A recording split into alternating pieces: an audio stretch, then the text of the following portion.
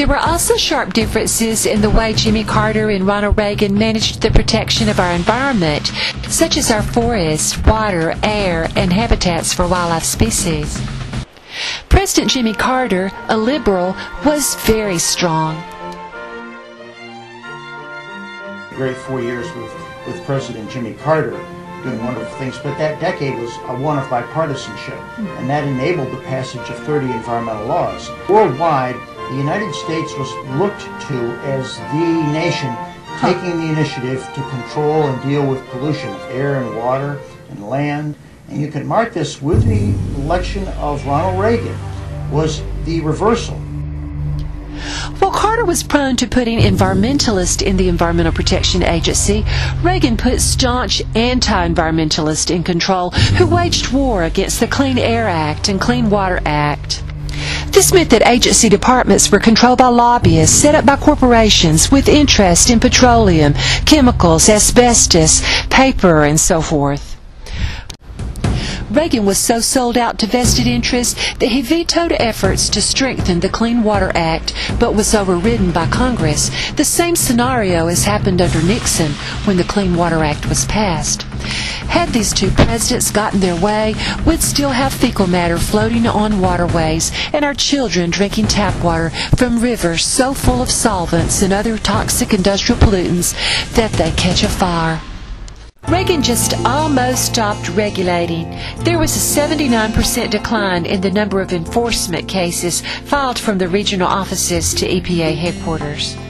Just to give you a sense of the transition to Reagan, his intent was to cut the agency by 2/3 within the first 12 to 14 months through, so it didn't look so big at any one time, a series of 10-20% cuts planned one right after the other. There is no intent to deal with toxics or even the conventional pollutants.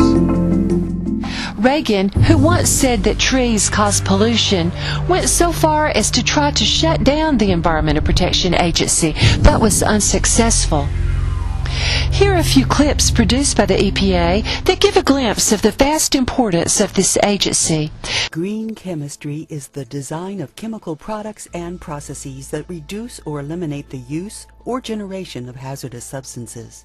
EPA is at the forefront of this green chemistry movement. In partnership with industry, innovations are moving from the lab to the marketplace.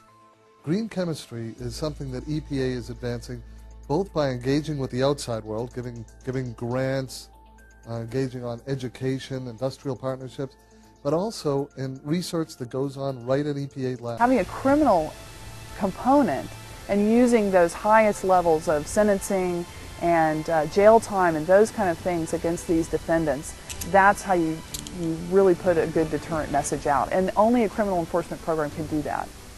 Environmental crimes like the deliberate dumping of hazardous waste or the illegal handling of hazardous substances can cause death and serious illness and impact the environment. For us, on a daily basis, that means conduct criminal investigations. That means pouring through documents. That means collecting samples from drums and from different places to be able to bring those people responsible to justice. The Industrial Revolution left dirty air, environmental damage, and serious human health problems in its wake. Then, in 1970, the United States Environmental Protection Agency was established. Air pollution became one of EPA's immediate priorities.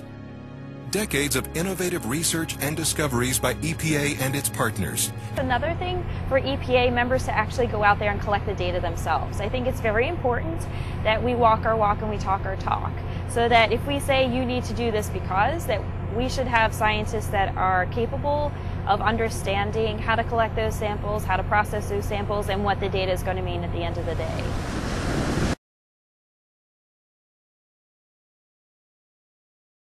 Power plants can cause serious health problems like asthma attacks and heart attacks.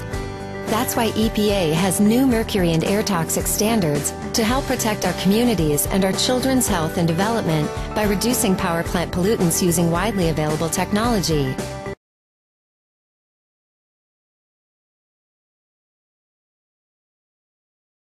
The Clean Cars program is such that we build and make American cars more fuel efficient than ever in our history. It would cut oil consumption by billions of barrels. It would also demand new innovations that we expect small businesses to supply. American scientists can step up to produce new composite materials that would make cars lighter and safer and more fuel efficient, all at the same time. Our inventors and entrepreneurs can lead the way in advanced battery technology for plug-in hybrids and electric cars, the cars of the future. And manufacturers across the country can produce those new components which they can sell to automakers not just in the U.S. but around the globe. Pollution can cause serious health issues like asthma, cancer, and heart problems.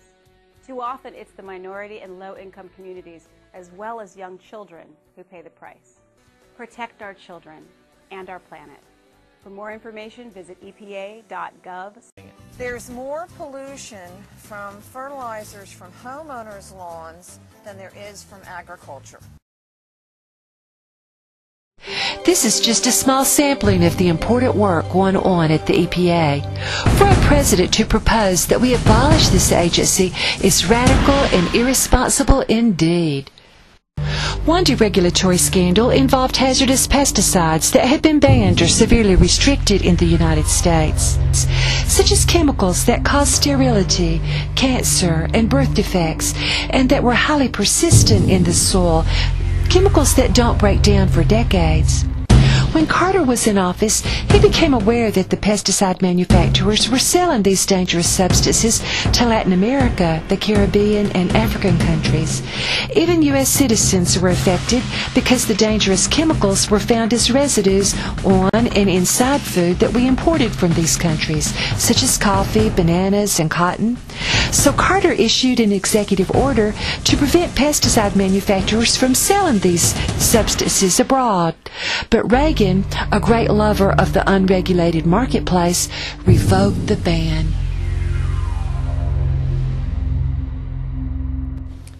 In a move to help timber, oil, and mining companies, Reagan put a lawyer with a reputation for working against environmentalists in charge of the Department of Interior, which oversees national treasures and other lands needing federal protection, such as scenic trails, wild and scenic rivers, national wildlife refuges, national forests, national parks, and coastal waterways. This man, James Watt, began selling off these public lands at bargain prices. Also scandalous, he even resisted accepting donations of private land to be set aside for conservation purposes. Also, he was supposed to be continuously increasing the size of these protected areas using money from the Federal Land and Water Conservation Fund, but he used this money for something else. Also significant, he stripped away federal protection from thousands of acres of federal lands and allowed pristine fisheries to be drilled for oil, old-growth forests to be logged, mountains which were important for hydrology to be mined, and more. He even cut funds for endangered species protection. The Sierra Club was so enraged over all this that they began a Dump Watt petition drive. The angry public gathered more than 1 million signatures from Americans, including 125 American Indian tribes, forcing Watt to resign in 1983. After he was forced from office, he was indicted on 25 counts of influence peddling.